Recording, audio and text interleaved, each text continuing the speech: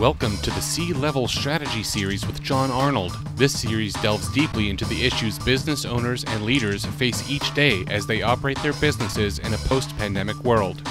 What skills are critical for the future of our regional manufacturing workforce? And I'm going to piggyback to, you know, where are we as leaders in implementing that on the way? So back in the day, Herman Moss, who was one of the former plant managers out at the GM assembly plant, used to say that the future of manufacturing would require at least an associate's degree if you were going to be on the shop floor. That the employees were going to have to understand how the machines not only worked and how to use them, but really the basic functioning of the machines and how to make things better. So I think for me it's about critical thinking skills, and if you can get people to that point where they can see that the whole is greater than the sum of the parts and understand where things interact, you start to get a better product, you start to get a better process. If there's an employee who's in a vacuum and they're just touching that one machine all day long and they don't understand how the whole system works, they may not notice that or not know what to do with the fact that parts are coming off that are no longer standard, and they're not really understanding that they could be preventing an injury or a machine going down because they're not seeing the bigger piece of that. So we've got to get our employees to really understand the manufacturing system and how to integrate themselves into that.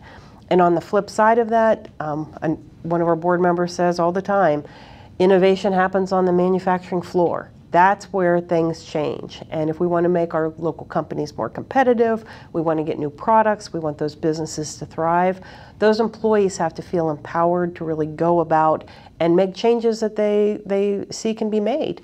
And sometimes that means turning your workforce upside down. It is far more likely that the young kid that just graduated from college is going to understand how and when you could use additive manufacturing to do something than, you know, another employer, another engineer that's been there for 30 years and has never touched it.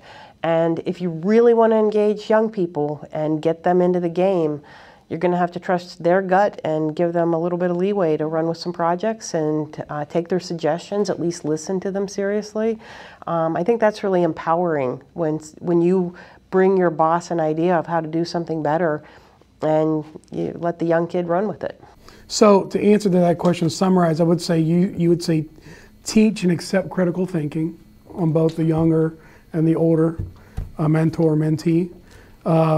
And to piggyback that, how do you bridge that gap? How do you counsel? Do you counsel the senior worker and the younger worker?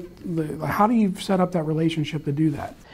I think you probably have to. I mean, you may find a situation where magic just happens between two employees, but I bet that it would be more effective and you'd be more likely to get something productive out of it if there was truly a partnership created between 4 people who you brought a diverse group together to look at a specific problem and try to solve it, and make sure that the more senior worker understands that the younger people are valued, and at the same time, how to respect the tried and true traditions of somebody who's probably tried to solve the same problem many times over and has a solid basis of knowledge. So I would think that there's a lot of skills development there, not necessarily education, but just a honing of skills.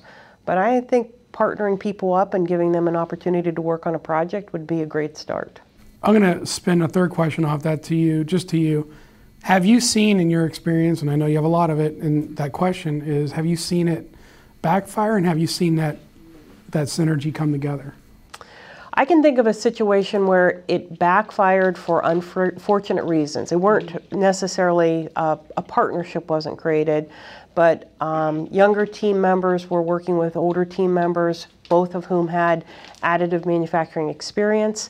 The older team members had an unfortunate experience with it, just had not been a successful project, so they kept stonewalling the younger employees, and eventually the company just walked away from the opportunity entirely, and I think the employees left.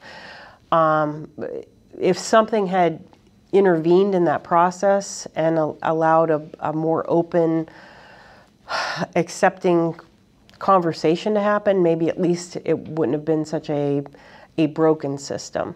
That's actually, ironically, how Jon Arnold Wealth Management Company has created my former employer, which I won't name, from 2002 to 2004, at which I was an investment advisor at, and they called us investment executives. I was always bringing to the table new ideas, fresh ideas, how we as a firm can get better. And the guy's name was John. I was on branch manager. He has passed away since. Shot me down every time. And I thought, without being conceited, that I thought at least some of the ideas were worth listening to. The irony is I put those ideas into my own business, and I think we've been pretty successful since. But I've been part of that, to where, as you know, trying to tell the supervisor, the person above me, new creative things were just shunned.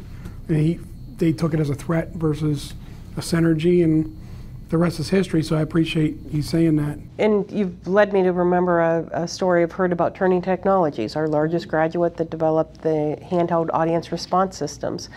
Mike Broderick and the other team members were working for an existing company. They took their idea for how they thought things could be better.